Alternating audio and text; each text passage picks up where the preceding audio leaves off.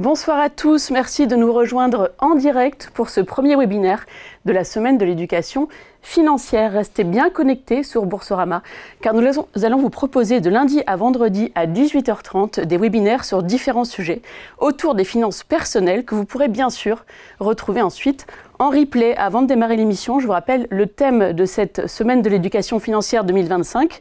Ne suis pas n'importe qui pour tes finances, privilégie la vigilance. Et ça tombe bien puisque ce soir, nous allons aborder un sujet qui nous concerne tous et sur lequel il faut être vigilant, l'épargne et l'investissement. Pourquoi est-ce si important d'épargner? Faut-il être riche pour commencer à mettre de l'argent de côté? Quel placement privilégier en fonction de son profil? Nous allons répondre à toutes ces questions et bien d'autres avec nos trois invités. J'accueille donc Johan Lopez, fondateur de Snowball, une newsletter qui démocratise la finance. Bonsoir Johan. Bonsoir. Également avec nous, Alexandra Battiono, experte en finances personnelles et créatrice du compte Instagram Parlons Budget. Bonjour Alexandra. Bonjour. Et enfin Sarah Belladi, responsable de Bourse au Campus, un programme éducatif lancé par Boursorama pour démocratiser l'éducation financière. Bonsoir Sarah. Bonsoir. Alors Sarah, pour démarrer l'émission, je voudrais rappeler une étude récente de l'IFOP qui montre qu'un tiers des Français ne maîtrisent pas les bases des finances personnelles. Pourquoi est-ce si important de les aider à mieux comprendre ce sujet ? Et oui, Marie-Laure, vous faites effectivement référence à une étude d'il y a quelques semaines qui est consacrée à l'éducation financière, dans laquelle on apprend qu'un tiers des Français a des lacunes sur des concepts de base. Et un des chiffres les plus édifiants, c'est certainement que 23% des interrogés ne comprennent pas l'impact de l'inflation sur leur épargne. Et pourtant, nous ici, on le sait, comprendre l'environnement économique dans lequel on vit, c'est la clé pour prendre en main correctement ses finances personnelles. Cette compréhension, elle commence par l'assimilation de notions comme celle d'inflation, de gestion d'un budget, de couple rendement-risque. Il faut bien comprendre que l'éducation financière, elle devrait être considérée comme fondamentale au même titre que lire et écrire. Et je rappelle au passage qu'on a tendance à faire le raccourci entre éducation financière et investissement en bourse. C'est faux, hein, ce n'est qu'un jalon d'un sujet plus vaste. Et c'est d'ailleurs ce qu'on va tenter de faire tout au long de cette semaine chez Boursorama en organisant chaque soir un webinaire sur des thématiques différentes pour donner à nos clients toutes les clés. Alors Sarah, il y a une forte majorité de Français qui veulent être aidés. C'est la raison pour laquelle vous avez lancé le programme Bourse au Campus. Vous pouvez nous en dire un peu plus ? Oui, et d'ailleurs, la même étude qu'on citait précédemment de l'IFOP, elle montre que 75% des Français considèrent que l'école, que l'État et les institutions publiques en général les ont peu, voire pas du tout, aidés à approfondir leur éducation financière et leur connaissance générale en la matière. Et je crois qu'autour de cette table, on pourra tous d'ailleurs faire ce constat et sans faire de politique par ailleurs. Chez Boursorama, on considère qu'on a une vraie responsabilité vis-à-vis de nos clients et de nos prospects. On a donc décidé de prendre, si je puis dire, le sujet à bras-le-corps et on a lancé il y a tout juste un an Bourse au Campus, notre propre programme d'éducation financière. Je vous propose de vous le présenter de façon un peu plus détaillée. Alors Bourse au Campus, c'est quoi? C'est un programme d'éducation financière qui est gratuit et accessible à tous depuis le site boursorama.com, le portail d'information, et sur notre application mobile Boursorama. On l'a décliné en 3 sections, débutants, intermédiaires et avancés. Et Bourse au Campus est composé de 30 vidéos qui abordent avec un ton accessible des notions aussi diverses que l'inflation, les taux d'intérêt, l'épargne, le couple rendement-risque, mais aussi l'assurance vie, les fondamentaux de la bourse, la fiscalité et bien d'autres encore. Chaque vidéo est complétée par un mini-quiz de 5 questions et un quiz final vous est proposé à l'issue de chaque niveau. Alors attention, la petite subtilité, c'est qu'il faut valider les 10 mini-quiz pour avoir accès au quiz final. Alors comment on accède à Bourse au Campus? Je vous l'ai dit précédemment, 2 options via notre site d'information financière. Dans l'onglet tout en haut, onglet vidéo, vous cliquez sur onglet vidéo, vous arrivez sur Bourse au Campus et vous aurez toutes les vidéos à disposition, également accessibles via l'application Boursorama, et auquel cas il faut aller dans l'onglet Bourse et Actu, puis Pédagogie et enfin Bourse au Campus. Voilà, je vous ai donné quelques thèmes, je vais vous afficher quelques thèmes qui sont abordés. Je vous rappelle, 30 vidéos à chaque fois, 30 courtes vidéos synthétiques. Par exemple, on a J'apprends à faire un budget, donc voilà des sujets basiques. J'apprends à faire un budget, on en parlera il me semble avec vous Alexandra. L'épargne, à quoi ça sert? Après, on va monter un petit peu en gamme si je puis dire, on va aborder voilà la bourse, allez je me lance, qu'est-ce qu'il faut savoir? Ou encore c'est quoi une IPO, une action, dites-moi tout sur le sujet. Et puis pour ceux voilà qui seraient plus vaillants, plus courageux et qui voudraient poursuivre l'aventure, on a aussi investir thématique, un comparatif entre l'analyse technique et l'analyse fondamentale ou encore l'introduction au varan au certificat. Donc là, il faut être un petit peu plus capé, si je puis dire. Comme je vous l'ai signalé, donc des vidéos et puis à l'issue de chaque vidéo, très important, un quiz pour voir un petit peu ce que vous avez retenu en quelques minutes. Alors les vidéos, elles sont accessibles à tous. Alors attention, pour les quiz, pour suivre votre progression, il faut être membre sur le portail ou client Boursorama. Voilà, c'est la petite subtilité. Et enfin, voilà, aujourd'hui, on fête la première bougie, le premier anniversaire de notre bébé Boursocampus, si je puis l'appeler ainsi. On totalise à ce jour pour nos 30 vidéos 300 000 vues pour ces vidéos éducatives qui sont accessibles à tous. Je le rappelle, hein, voilà, c'était la vraie volonté chez Boursobank. 200 000 quiz qui ont été réalisés par nos clients, dont 1 sur 2 qui a moins de 35 ans. Et ce que je peux vous dire aussi, c'est qu'on a 9 clients sur 10 qui sont satisfaits de cette offre de contenu, qu'ils jugent claire et accessible. Donc ça signifie qu'on a quand même un peu gagner notre pari parce que c'est ce qu'on souhaitait faire, démocratiser l'éducation financière. Et prochainement, je vous l'annonce aujourd'hui, on va donner la possibilité aux clients de s'abonner pour recevoir une fois par jour ou une fois par semaine une vidéo Boursocampus pour vous former petit à petit, voilà, à votre rythme, en fonction de vos obligations personnelles. Sarah, est-ce que vous avez prévu des modules spécifiques pour les réseaux sociaux et notamment pour les jeunes ? Alors Marie-Laure, initialement, on a choisi de s'adresser absolument à tous parce qu'on estime que le besoin d'éducation financière, et je pense qu'on va partager ce constat tout au long de cette semaine lors des webinaires, ce besoin d'éducation financière, on peut vraiment l'avoir à tout âge en fonction de ses moments de vie. Voilà, à 20, 25, 30 ou 35. Et aussi malheureusement parfois en fonction des accidents de la vie. Voilà, on est parfois obligé de s'intéresser à des thématiques comme voilà, la fiscalité, la succession ou autre. Mais vous avez effectivement raison de le souligner. On a beaucoup de contenu aujourd'hui sur les réseaux sociaux. C'est vrai que toutes ces thématiques, elles sont devenues à la mode en peu de temps, 2-3 ans. Beaucoup de personnes qui s'improvisent un peu spécialistes. Et dans tout ça, il faut réussir à dénicher le vrai du faux. Donc là, on a lancé récemment sur TikTok des modules pour former les plus jeunes d'entre nous avec des sujets très simples du type ça veut dire quoi être à découvert, qu'est-ce que c'est l'inflation ou encore c'est quoi le reste à vivre. Puisqu'on parle des réseaux sociaux, Alexandra, je me tourne vers vous.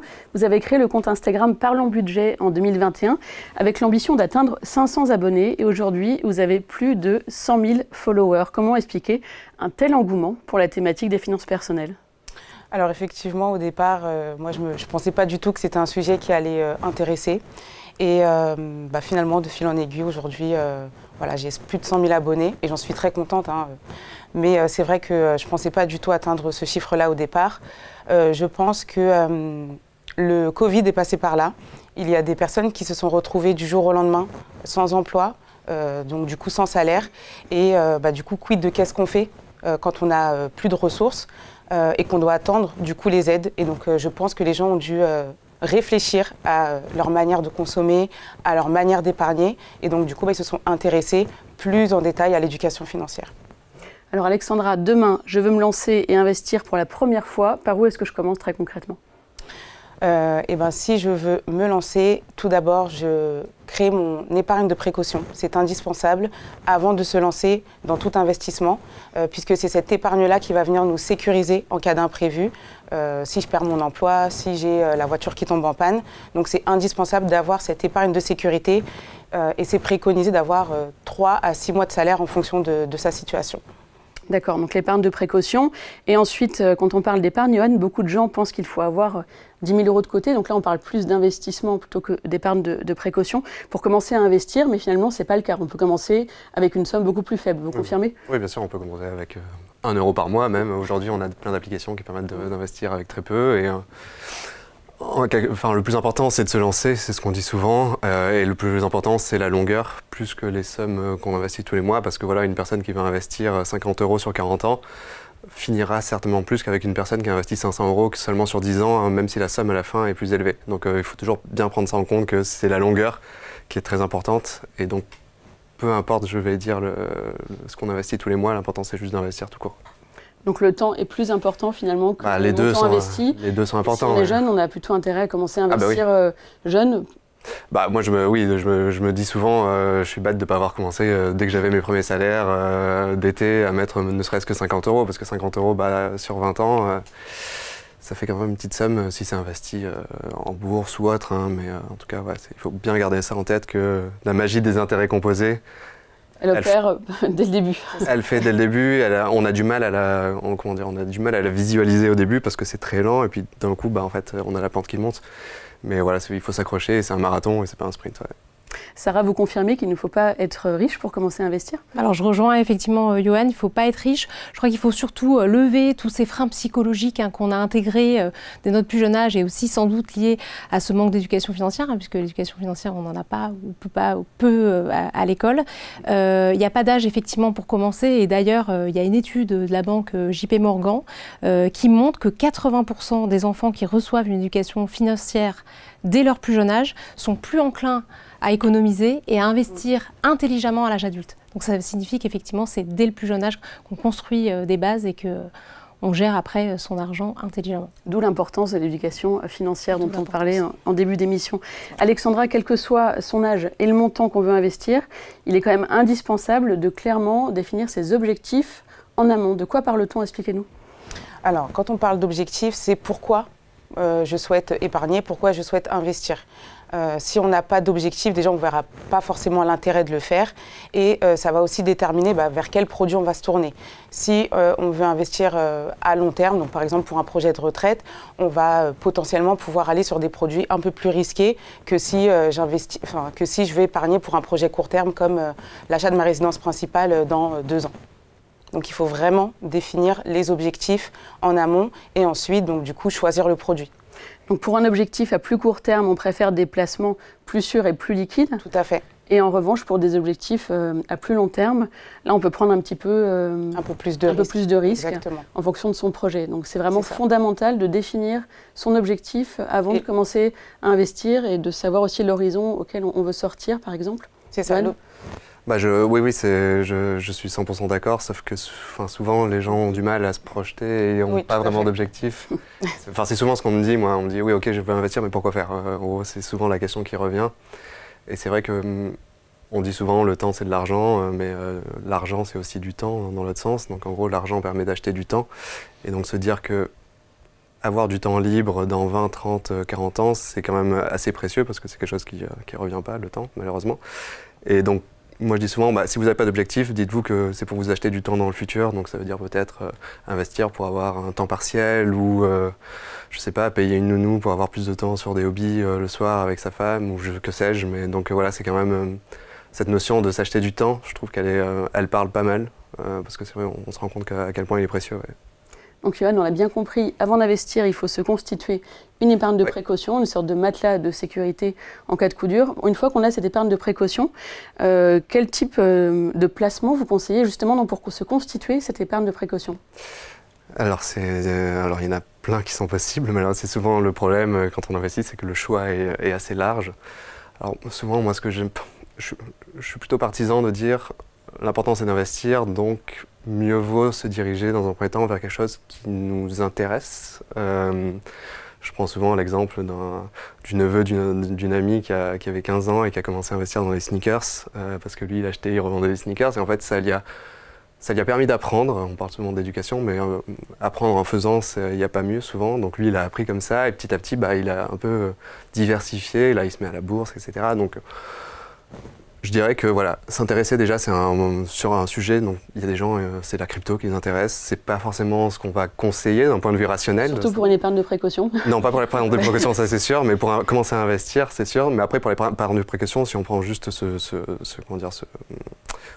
segment-là, évidemment c'est livret A, parce que c'est sécurisé, ça rapporte pas énormément, mais au moins on sait que c'est aligné à peu près avec l'inflation, donc on ne perd pas de l'argent avec le temps. Enfin, ce fameux phénomène d'inflation, c'est le pouvoir d'achat qui s'érode avec le temps.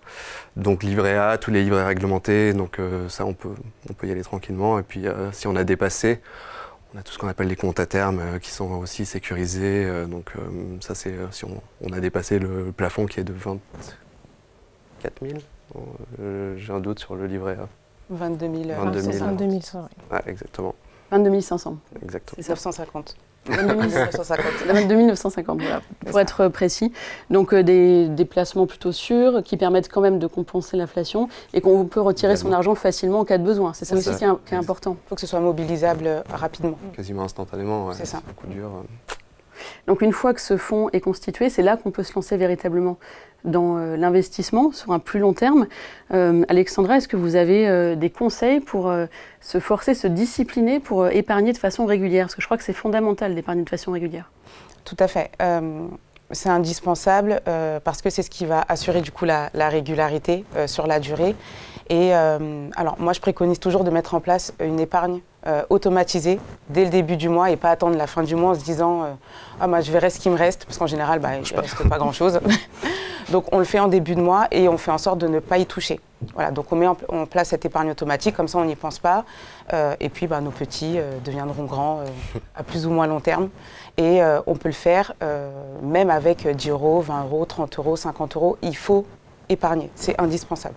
Donc même 10 euros, il ne faut pas hésiter à les mettre de côté tous les mois. Exactement. À se discipliner et en fin de compte, ça peut faire voilà, une somme intéressante au bout de quelques années. Exactement. Et c'est vraiment la régularité effectivement qui fera la différence. C'est ça. Et puis au début, on va mettre 10 euros et puis après, on va gagner en confiance aussi dans la gestion de son budget et puis on augmentera petit à petit. Donc c'est vraiment une discipline qu'il faut avoir en fait. Oui, il faut s'imposer cette discipline. Comme le sport au final. C'est ça. Donc on a bien compris qu'on n'avait pas besoin d'être un expert en finance pour se lancer. Et pourtant, c'est quand même une idée reçue qui revient souvent. Est-ce que vous le constatez, Johan, parmi les réactions d'internautes que vous avez à votre newsletter Snowball? Oui, je pense que c'est un peu c'est un des premiers freins. Il y a la peur de prendre une mauvaise décision, souvent. Et on se dit, pour prendre une bonne décision, il faut être un expert, ce qui n'est pas forcément, ce qui n'est pas la vérité du tout. L'important, c'est de comprendre les mécanismes, on va dire, donc les mécanismes basiques qu'on a évoqués au début, c'est ok, l'inflation, gérer un budget, épargner, différence épargne, investissement. Et après, une fois qu'on a ces bases, connaître à peu près les avantages et les inconvénients de chaque produit sans forcément être un expert de chaque produit. Donc quand je parle de produits, c'est PEA, livret A, etc. Souvent les gens pensent que le livret A c'est pour investir, alors que non, on a dit que c'était plutôt pour une épargne de sécurité. Donc d'avoir les bases, je dirais que ça suffit largement. Et même si on n'a pas les bases, juste de se lancer, comme je disais tout à l'heure, c'est déjà 90% du boulot est fait, de mettre un pied dedans, même si on ne comprend pas tout. C'est là qu'on va commencer à réfléchir. Okay. Et je pense qu'il faut juste pas... faut pas avoir peur, et c'est là où je te rejoins quand tu disais que y aller petit à petit, des petites sommes, même quand on investit, c'est comme le budget, hein, mettre 10 euros par mois versus mettre 1000 euros par mois quand on investit, c'est pas la même prise de risque. Donc commencer par 10 euros, on commence à prendre confiance et petit à petit on augmente. Ouais. Alors vous parlez de prise de risque, justement, c'est une idée reçue assez fréquente, le fait qu'on soit obligé finalement de prendre des risques, de prendre notamment des risques de pertes financières pour gagner de l'argent. Est-ce que c'est vraiment le cas ? Alors oui, il y a forcément du risque qui entre en jeu, c'est sûr, mais le risque de ne pas investir est presque plus élevé que le risque d'investir si on prend en compte cette inflation. Si on met tout sur un compte bancaire, dans 30 ans, ça vaut plus grand-chose en fait. Si on prend même seulement 2% par an sur une longue période, c'est l'effet boule de neige mais à l'envers, l'inflation. Donc ça, il faut le garder en tête, que ne pas investir, c'est déjà prendre un risque. Donc c'est ce fameux coût d'opportunité. Donc quand on investit, il y a un éventail, il y a toujours une part de risque, mais qui se gère de différentes façons, la diversification, de ne pas mettre tous ses œufs dans le même panier, c'est tout ce qu'on dit. Donc si on investit en bourse, on peut peut-être investir un peu dans les matières premières, dans l'or, dans l'immobilier, bref, il y a des milliers de façons. Donc on peut gérer les risques. C'est juste que il faut prendre en compte ce fameux couple risque-rendement qu'on a évoqué. Et en fait, si on comprend bien ça, déjà, on peut éviter des arnaques, parce que quand on voit quelque chose où on voit 40% de rendement, c'est que là, le risque, il est très élevé de tout perdre, tout court. Capital garanti et 15% de rendement, minimum d'éducation financière, on sait qu'il y a une arnaque. Exactement. Il ne faut pas y aller, donc ça c'est sûr. Donc déjà, si on comprend, le risque-rendement, c'est une des bases, j'imagine que vous avez fait apprendre dans les vidéos, mais donc ça, il faut le comprendre. Et à partir de là, selon sa situation, est-ce qu'on est proche de la retraite, on va prendre plus ou moins de risques, on est jeune, sans enfant, avec un super job, on peut prendre peut-être un peu plus de risques parce que on n'a pas besoin d'avoir un gros matelas de sécurité, etc. Donc il faut prendre tout ça en compte. Ça peut paraître compliqué. Il faut choisir sa part de risque en fait. Il faut choisir, voilà. Mais Et en fait, je me permettrais juste d'ajouter qu'il y a vraiment cette dimension psychologique qui est extrêmement intéressante, qui est vraiment passionnante, c'est que vous allez presque faire une introspection de vous-même dans votre rapport à l'argent. Vous n'allez pas choisir le même produit que votre copain ou copine ou ami ou autre, parce que votre situation personnelle est différente, votre vécu, votre rapport à l'argent en fonction de votre enfance est différent, votre appétence au risque est différent, vos charges sont différentes. Et ça, c'est vrai qu'une fois qu'on a fait ce travail-là et qu'on comprend, comme tu le disais, hein, la notion d'inflation, le fait qu'au fil du temps, l'argent perde sa valeur, et ça, c'est des choses qu'on peut apprendre, mais dès l'âge de 6 ou 7 ans, in fine, hein, comprendre qu'avec 10 €, je ne ferai pas la même chose dans 5 ou 10 ans, c'est essentiel. Voilà. Donc la prise de risque n'est pas indispensable si on veut gagner de l'argent, concrètement. Non, et en plus, on a des produits qui permettent aussi de choisir le niveau de risque qu'on veut prendre. Donc je pense à l'assurance vie, voilà, qui est un produit où si on n'a pas envie de prendre de risque, on peut tout mettre en fonds euros, où du coup le capital est garanti. Et si on a envie d'aller prendre un peu plus de risques, et du coup on part sur les unités de compte, mais du coup on peut très bien faire évoluer, donc ça s'appelle un arbitrage, mais on peut très bien faire évoluer en fonction de son appétence au risque. Au départ, je ne voulais pas prendre de risques, donc j'ai tout mis en fonds euros. Et puis finalement, je me suis formée et j'ai envie d'aller un peu plus loin et d'avoir un peu plus de rendement. Peut-être que je vais basculer une partie sur les unités de compte et là je vais prendre un peu plus de risques. On peut aussi opter, Johan, pour des placements simples et diversifiés comme les ETF. Alors le terme est un peu barbare, mais finalement c'est plus simple que ça semble. Expliquez-nous. Oui, enfin les ETF, si on prend une image, on va dire que c'est un panier dans lequel il y a plein d'actions de différentes entreprises. Donc plutôt que d'investir dans une seule entreprise, on va investir dans un panier. Donc ça peut être toutes les entreprises du CAC 40, si on est sur un ETF CAC 40, ou des milliers d'entreprises dans le monde, si on prend sur un ETF MSCI World. Donc il y a des centaines d'ETF. C'est ça qui est aussi compliqué quand on est débutant, je pense, c'est le choix. Il est très très très vaste et il peut faire vite peur. Mais ouais, les ETF, pour moi, c'est quand même une des bases, sachant que ça permet aussi de limiter les frais. Et là, on n'en a pas parlé, mais les frais, c'est une autre forme de risque, parce que voilà, si on a des produits avec beaucoup de frais, cet effet boule de neige, encore une fois, il se dissout dans tout ça. Donc ouais, les ETF, on peut les mettre dans plein d'enveloppes différentes, en plus, dans des PEA, dans l'assurance vie, dans un compte titre. Oui. Alors, est-ce qu'on part sur la définition de chacun? Je ne sais pas si on va en parler plus tard peut-être, mais je ne veux pas complexifier. Mais voilà, les ETF, pour moi, pour un débutant, il n'y a rien de mieux. Et si je devais en choisir un seul, je dirais que l'ETF MSCI World, c'est un peu une bonne base pour un débutant et c'est déjà très bien, c'est bien diversifié. Donc on parlait de risque, ça permet de lisser le risque en investissant sur toutes les valeurs d'un indice plutôt que sur une seule, donc avec des secteurs différents, des âges différents, des tailles différentes. Géographie différente. Alors c'est essentiellement, vu la taille de l'économie américaine, c'est très centré sur les États-Unis, mais c'est normal, c'est un peu la locomotive du monde, donc c'est logique. Voilà. Mais d'où l'intérêt, voilà. D'où l'intérêt de diversifier et sans trop réfléchir non plus, parce que aller choisir des actions une par une, déjà, ça demande un peu plus d'expertise, malgré tout. Ça demande du temps, et souvent le risque dans ça, c'est, on parlait d'influenceurs, etc., mais on voit beaucoup de tout ce qui est copy trading, etc., où en gros, on va copier les choix de quelqu'un, et pas évident parce que ça correspond pas forcément. Une telle personne, elle n'a pas le même profil que moi, tout simplement. Et donc en fait, investir plutôt dans des ETF plutôt que dans des actions. Voilà, on se dit ok, je mets ça sur ce produit-là simplement. Je me prends pas la tête. J'investis tous les mois une petite somme ou une grosse somme et je fais évoluer. C'est déjà un bon début. On a fait un bon pas en avant là. Alors quand on parle de bourse, Alexandra, si quelqu'un vient vous voir, vous dit demain je voudrais me lancer, acheter des actions comme ça, choisir mes propres actions et puis investir, est-ce que vous lui conseillez de le faire seul? Est-ce que vous lui dites qu'il faut déjà qu'il se prépare un petit peu, qu'il ait un petit peu de connaissances sur le fonctionnement de la bourse ou qu'il s'adresse à un conseiller bancaire? Qu'est-ce que vous lui dites? Faut qu'il se forme. Faut savoir aussi dans quoi on investit et pourquoi on le fait. Donc oui, alors aujourd'hui on peut investir facilement et les ETF sont très bien pour investir. Je rejoins Johan pour le coup. Mais effectivement, pour moi, il faut savoir dans quoi on investit. Donc pour moi, il faut que les personnes puissent se former et comprendre quel est le produit. Voilà. Donc on ne peut pas investir dans quelque chose qu'on ne comprend pas. Et la bourse, pour quelqu'un qui ne connaît pas, c'est un peu trop complexe de choisir son action comme ça un petit peu au hasard ou selon ses goûts. C'est pas quelque chose qu'on recommande en fait. Non, on le fait pas au hasard. Il faut quand même une analyse. Il faut regarder quelle est la solidité de l'entreprise, quel est son passif. Même si on dit que les résultats passés ne présagent pas des résultats futurs, mais voilà, ça donne quand même une indication. Donc investir dans un PEA par exemple avec quelqu'un dont c'est le métier qui va gérer pour vous les achats d'actions, ça peut être une bonne recommandation? Oui, ça peut être une solution.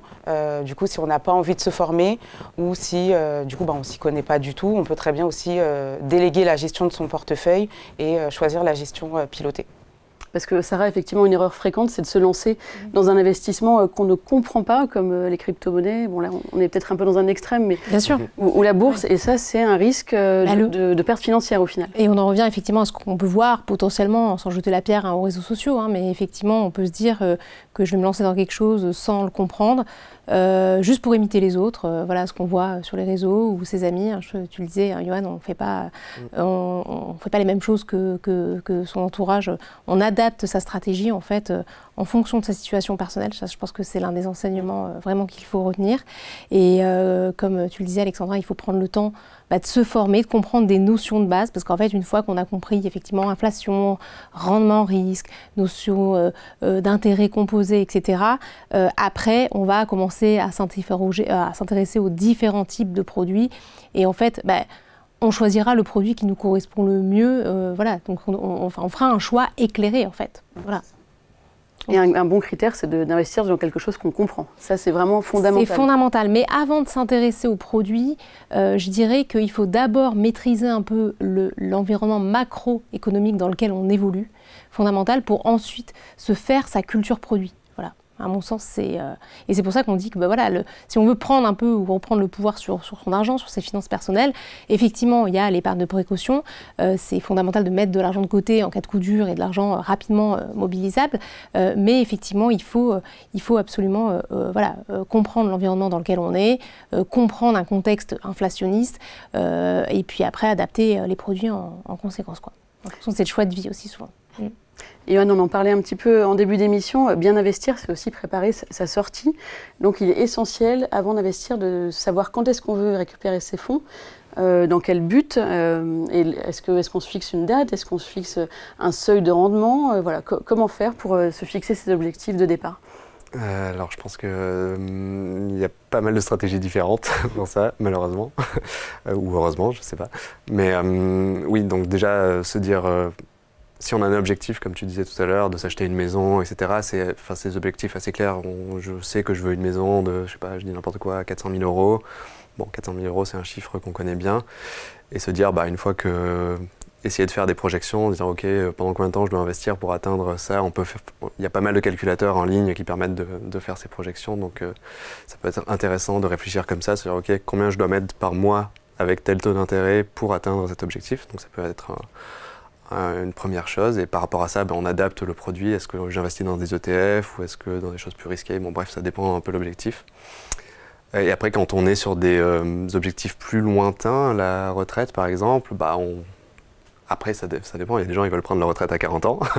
Donc ils vont faire un calcul en disant OK, je sais que pour prendre ma retraite et avoir 2000 euros de salaire tous les mois, j'ai besoin d'atteindre, je dis n'importe quoi là, c'est pas les bons chiffres, mais j'ai besoin d'attendre 2 millions et je retire 4% par an. C'est la fameuse règle des 4% où on retire 4% du global.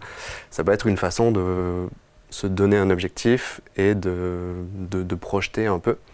Bon, là, on part dans des extrêmes parce que je pense que tout le monde ne réfléchit pas à prendre sa retraite à 40 ans ou comme ça, mais c'est une façon de se projeter et de rendre tout ça un peu plus concret. Parce que je pense que c'est ça aussi qui est difficile quand on investit, c'est que c'est pas concret, on ne comprend pas trop à quoi ça sert. Et là, de se projeter avec des chiffres, ça peut vraiment aider. Parce que, et après, ça rejoint le budget parce qu'on revient un peu en arrière, on se dit OK, pour atteindre ça, j'ai besoin de quoi? J'ai besoin de temps par mois. Et du coup, on redescend. Pour avoir temps par mois, qu'est-ce que je dois faire? Est-ce que je dois économiser sur mon abonnement téléphonique ou est-ce que je peux, je sais pas, faire du freelancing pour augmenter un peu plus? Bon, bref, on peut jouer avec plein de leviers dans tous les sens. Donc ça aide de partir un peu comme ça dans l'autre sens, plutôt que de partir un peu à l'aveugle. Mais ça demande un peu de recul et de compréhension aussi de pas mal de choses. C'est pour ça qu'on est là, je pense. Alexandra, oui, c'est quelque chose auquel on ne pense pas forcément quand on commence à investir, de penser à la sortie, de se fixer des objectifs. Est-ce que vous constatez ça? Qu'est-ce que vous donnez comme conseil à ceux qui veulent se lancer? Ils trouvent peut-être ça paradoxal de parler directement de sortie, mais finalement c'est indispensable. Oui, en fait, les gens quand ils investissent, ils se disent bon bah moi, je cherche du rendement. Ok, mais tu cherches quel rendement? À quel horizon du coup? Moi, je dis toujours que quand on investit aussi, il faut savoir à quel moment j'estime que j'ai fait un bon rendement. Parce que sinon, on va toujours attendre. On peut toujours se dire, peut-être que demain, peut-être qu'après-demain, peut-être que dans un mois. Et puis finalement, on peut aussi perdre. Donc, il faut aussi savoir se fixer des limites, donc peut-être au niveau du rendement, mais aussi en cas de perte. J'ai une tolérance au risque, d'accord ? Mais jusqu'à où je suis prête à aller. Ça veut dire que j'ai placé 1 000 €, je suis prête à perdre combien? Est-ce que c'est la moitié? Est-ce que c'est juste 100 €? À quel moment je sors?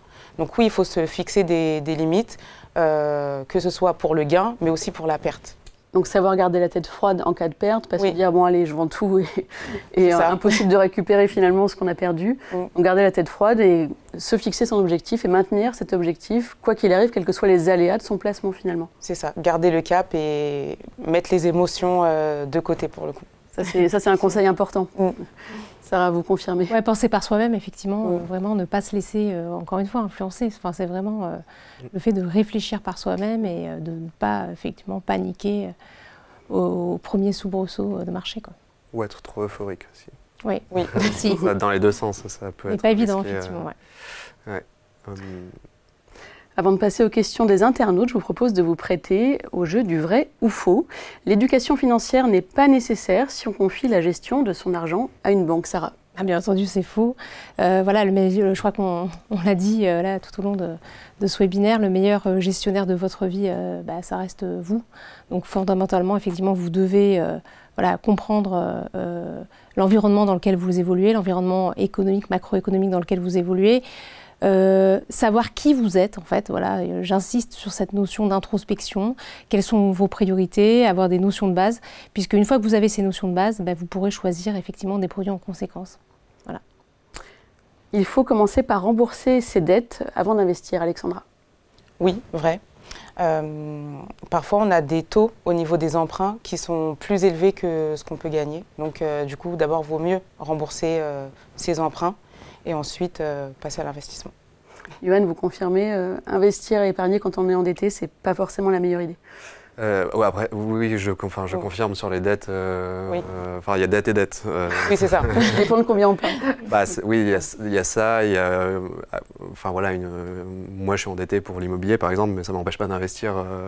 C'est ça. Donc, on peut avoir un prêt immobilier et investir en parallèle dans d'autres supports. Évidemment, c'est compatible. Oui. Par contre, mais si par contre j'ai un crédit renouvelable qui me coûte, avec un taux à 19%, pour le coup, je vais d'abord prioriser le remboursement de ce crédit-là avant de me lancer dans l'investissement. Oui, non, ça c'est sûr que là c'est pas bon. Voilà. 19%. Non mais oui, c'est vrai que la dette ça fait souvent peur et à raison pour ce genre de dette-là et à tort pour d'autres types de dettes où ça a du sens clairement. D'ailleurs, on dit souvent que les personnes les plus riches elles touchent quasiment pas à leur cash, c'est que sur de la dette, c'est souvent ce qu'on dit. Mais bon, après c'est à prendre avec des pincettes évidemment, mais donc oui, dette et dette, mais je suis d'accord que les mauvaises dettes, il faut vite les rembourser. C'est aussi bien analyser son budget avant d'investir, savoir quels frais on a déjà, quels coûts fixes on a, qu'est-ce qui va nous rester à la fin du mois et qu'est-ce qu'on peut mettre de côté, par exemple si on a un prêt immobilier. Bien faire cette analyse avant de se lancer aussi, c'est important. Oui, puisque du coup, l'argent qu'on a investi en général, c'est sur des produits qui sont entre guillemets, en tout cas ils sont moins liquides, j'allais dire bloqués, parce que c'est pas le terme. Justement, d'ailleurs, c'est une des croyances limitantes qui empêche aussi à certaines personnes d'investir. L'argent n'est pas bloqué, mais par contre, il est moins accessible que sur un livret A. Donc, effectivement, il faut d'abord faire son budget, voir combien il me reste, et ensuite, en fonction de la capacité d'épargne que j'ai, c'est dans cette capacité d'épargne que je vais décider de prendre un montant et de l'investir. J'investis pas au hasard. On poursuit avec le vrai ou faux. L'épargne de précaution permet de financer des projets à long terme, Yoann. Bah non. Non, l'épargne de précaution, elle est là. C'est l'épargne de précaution. C'est l'épargne de précaution, donc c'est pour en cas d'imprévu, de coup dur. Un coup dur, oui, on perd son emploi, une voiture qui casse, un ordinateur qui casse, bon bref, il peut y avoir 1000 raisons d'utiliser cette épargne de précaution, donc mieux vaut ne pas y toucher et mieux vaut faire en sorte qu'elle soit accessible rapidement, idéalement instantanément. Et faire en sorte qu'elle ne soit pas, comment dire, exposée aux aléas des marchés. Donc on ne va pas mettre son épargne de sécurité sur des cryptos parce que si demain le Bitcoin il perd 50% et que moi j'ai besoin de ça j'ai besoin de cet argent pour ma voiture, bah, j'ai pas envie de faire face à une perte de 50% du capital investi. On l'appelle aussi fonds d'urgence, donc ça porte bien son nom. Exactement. Alors justement, les cryptos, je rebondis là-dessus puisque c'est mon dernier vrai ou faux. Les crypto-monnaies sont un investissement sûr pour débuter. Bon, je pense qu'on a déjà la réponse. Voilà, exactement. C'est pas forcément une bonne idée.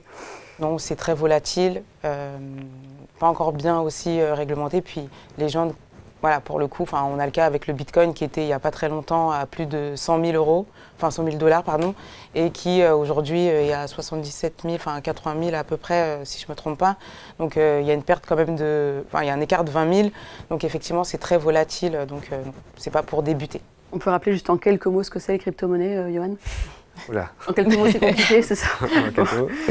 Non, mais déjà, il faut savoir qu'il y a plein de crypto-monnaies différentes avec des utilités, des usages différents. Et le Bitcoin, si on fait un focus sur lui, c'est celui qui est censé être on va appeler ça le blue chip. Donc c'est la première des cryptos et celle qui est aujourd'hui la plus grosse en termes de capitalisation. Donc c'est celle qui représente le plus d'investissement. Et dans toutes les cryptos, c'est une des plus stables et c'est censé être une crypto aussi qui est une réserve de valeur. Bon, ça dépend des périodes. Parfois, c'est approuvé comme... ça dépend. Donc, on ne va pas rentrer dans les détails, mais pour certains, c'est le futur de l'argent. Pour d'autres, c'est une aberration. Donc, c'est dur de... Moi, je suis plutôt pour, mais voilà. Quand on creuse, il peut y avoir des centaines d'avis différents qui peuvent être tous plus ou moins valides. Donc, c'est là où aussi l'éducation, ça permet d'avoir un peu un esprit critique sur... pas de céder sirène, voilà, ça s'appelle. Ouais, Il y aura un webinaire, Sarah, je crois, consacré aux crypto-monnaies cette semaine.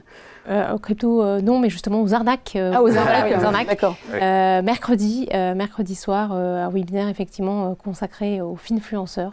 Ils ne vous veulent pas que du bien, donc dans lequel on évoquera les crypto-monnaies. On apprendra effectivement notamment à déceler les arnaques en tout genre qui peuvent exister sur les réseaux sociaux et ailleurs. Donc d'où l'esprit critique, d'où la nécessité de s'éduquer financièrement.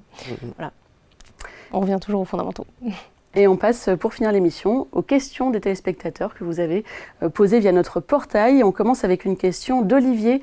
Je pars de zéro. J'ai entendu qu'on pouvait investir sur 15 ans pour ne plus avoir besoin de travailler. Est-ce que c'est vrai? Qui veut répondre? Je pense oui, non, oui et non. Il n'y a pas de... je pense que pour un très petit pourcentage de personnes, c'est possible. Donc ça veut dire économiser énormément tous les mois, déjà une grosse épargne. Donc oui, si quelqu'un gagne 20 000 € par mois en étant développeur en intelligence artificielle et qui met 15 000 € de côté tous les mois, je prends des extrêmes là, mais volontairement, mais donc oui, c'est possible. 15 ans, c'est un peu court peut-être. Mais c'est quand même un peu court. Moi, j'aurais tendance à dire plutôt non, quoi. Oui. Surtout, on s'adresse à des gens qui débutent et qui n'ont pas nécessairement ce niveau de revenu. C'est ça, Plutôt prudent, voilà. Si vous voyez une publicité qui vous promet effectivement dans 15 ans la richesse, voilà, je crois qu'on est tous d'accord sur le fait qu'il n'y a pas de martingale. Exactement. Et que il faut quand même être précautionneux, quoi. Donc Olivier, désolé, mais non, ça ne sera pas possible. Peut-être sur 30 ou 40 ans, éventuellement, pourquoi pas, s'il fait des bons choix d'investissement, qu'il est bien conseillé. Oui. Ou alors s'il dépense vraiment pas beaucoup d'argent tous les mois à sa retraite. C'est une autre possibilité. C'est une autre possibilité, ouais. Et maintenant, une question d'Elisabeth. Quel pourcentage de mon salaire dois-je consacrer à l'épargne? Effectivement, une question intéressante qu'on n'a pas évoquée jusqu'ici. Alexandra? Alors, on préconise 10%. Entre 10 et 20%, c'est très bien. Après, moi, j'ai envie de dire, même si on met 5% de ses revenus de côté, c'est déjà très très bien. Voilà, faut pas se fixer. Enfin, c'est pas parce que là aujourd'hui j'ai dit entre 10 et 20% que toutes les personnes qui mettent 8% ou 5% faut qu'elles culpabilisent en disant ah bah mince, moi j'y suis pas, donc c'est nul et du coup bah ça sert à rien que je mette de l'argent de côté. C'est très culpabilisant d'ailleurs, oui. Exactement. Voilà, donc on fait en fonction aussi de sa propre vie, de ses propres finances, de ses propres charges et on met ce qu'on peut de côté. Voilà. Sarah, vous confirmez? Oui, si vous habitez effectivement à Paris, que vous avez, je sais pas, 2 ou 3 enfants à charge, potentiellement, votre capacité d'épargne, elle est quand même bien moindre qu'un jeune actif qui serait développeur ou dentiste, que sais-je, qui habiterait chez ses parents. Enfin voilà, donc c'est vrai que voilà, cette capacité d'épargne, l'essentiel, effectivement, c'est de le faire, mais il faut bien entendu l'adapter en fonction de ses revenus. Et tout dépend de ses impératifs, en fait, ses obligations, voilà. Et tout dépend du salaire aussi. Si on met 10% de 2 000 euros ou de 20 000, c'est pas du tout la même chose. Donc, oui, bien sûr. Donc, une question de Jenny pour finir dans l'avant-dernière question. Je veux me lancer dans l'investissement, mais j'ai très peu d'épargne. Quelle serait l'épargne minimum pour commencer à investir? Donc ça, on l'a un petit peu évoqué en début d'émission. Est-ce qu'il y a une somme qu'on peut... Il y aurait quand même les 6 mois. Enfin, on a tendance à dire que, bon, après, ça va dépendre effectivement des revenus de chacun. Il faut quand même être prudent quand on dit ça. Mais il y a quand même un matelas de sécurité à prévoir. Généralement, on parle de 6 mois. C'est pas toujours évident de l'atteindre. Donc, ça, on entend ce type de critique. Mais il y a ce matelas vraiment à mettre de côté en cas de coup dur. Voilà, vous n'êtes jamais à l'abri d'une voiture qui casse, d'une chaudière à changer. Enfin, je sais, les exemples ne sont pas très originaux, mais c'est souvent ces exemples-là qui reviennent. Donc, il faut mettre... voilà, allez, si vous arrivez entre 3 et 6 mois, c'est bien, vous êtes tranquillisé, vous avez un petit peu de quoi voir venir, si je puis dire. Et après, vous pouvez commencer à élaborer effectivement une stratégie pour aller plus loin. Est-ce que la stratégie d'épargne, elle dépend aussi de son âge et de sa catégorie socio-professionnelle? Est-ce qu'on est freelance? Est-ce qu'on est salarié? Est-ce qu'on a des enfants? Est-ce qu'on est parents célibataires? Il faut aussi prendre tout ça en compte? Oui. Alexandra? Oui, je dirais que c'est oui, en fait, on fait en fonction de sa vie, de sa catégorie socio-professionnelle. Et puis, si je suis salariée, je vais peut-être pas avoir besoin de 6 mois. Je vais peut-être mettre un peu moins en épargne de précaution. Par contre, si je suis en freelance, oui, je vais peut-être avoir besoin de ces 6 mois d'épargne de sécurité. Donc oui, il faut faire aussi en fonction de soi. Et pour rebondir sur je voulais juste rebondir sur le matelas de sécurité. C'est vrai que souvent on dit il est difficile à atteindre. Justement, ces 6 mois, ça peut pas être loin. Et c'est vrai que souvent ça peut être un peu loin. Mais encore une fois, c'est selon sa situation. Mais je pense que on peut parfois inciter les gens à dire 90% de votre épargne, vous la mettez sur le matelas de sécurité, mais vous pouvez commencer à investir peut-être 10%. Donc, vous commencez à faire travailler justement ces intérêts composés. Ça peut être aussi intéressant de voir un peu comme ça cette construction du matelas de sécurité. Oui, sinon vous ne commencez jamais après. Voilà, c'est ça le problème. C'est ça le risque aussi. Et sur le profil, oui, évidemment, ça c'est... Je pense que c'est bien de se faire un petit questionnaire en mode c'est quoi le scénario catastrophe. Et souvent, quand on regarde ce scénario catastrophe, on voit, ok, je sais pas, moi, si je me prends moi comme exemple, bon, j'ai pas d'enfant, si demain je perds mon job et que j'ai plus rien, je peux retourner chez mes parents, ils sont toujours là. Donc c'est vraiment le scénario catastrophe. Vous avez toutes les options en fait, les parents, pas les parents. Oui, c'est ça, ouais, enfant qui est à charge, est-ce que j'ai un chat, mon chat il fait quoi Combien me coûte mon chat? Exactement, ouais. Et par rapport à ça, moi par exemple, je sais qu'avec 3 mois ça me suffit largement. J'ai pas besoin forcément d'avoir beaucoup plus, mais oui, un freelance en situation précaire, c'est quand même plus intéressant d'avoir un peu plus que 6 mois peut-être. C'est ça. Oui, éventuellement 1 an, ça peut être plus recommandé. Oui. Et une dernière question de Laurie. Quels investissements privilégiés après l'épargne sur tous les nombreux livrets qui existent?